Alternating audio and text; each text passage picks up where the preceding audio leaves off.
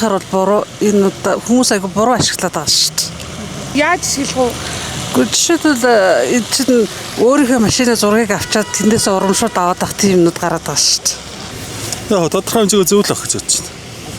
Тэгээд тэгж бодож байна. Гэтэ би бол ашиглаж үзээгүй. Цаашдаа юу ашиглах вэ? Цаашдаа юу? За цаашдаа. За магадгүй л. Урамшуулах хүнд бол ашиглахгүй. Тэн зөрчил байгаа учраас ашиглах гэж бодож байна. Ашиглаж үзээгүй зөв. Яг хууль дүрмээ дагуу зөвлөх авах л та жолооч нар тээврийг зогсохгүй газар зогсоод. Миний хувьд л нэг жоохон тийм хүн чанар хүрдэг юм аа. Хүний муу үзе яах вэ гэдэг юм уу яа шин. Мэдгүй надад л одоогор ирээгүй байна. Гэтэ ер нь бол зөв штэ. Тийм л бодолтой байна. Угаасаа дөм зөрчиж байгаа тохиолдолд торгуулаа төлгөлсөж штэ. Торгуул эрхэлсэн штэ. Ер нь цаашдаа өөр ашиглах болов уу? Магадгүй ашиглаж магадгүй штэ.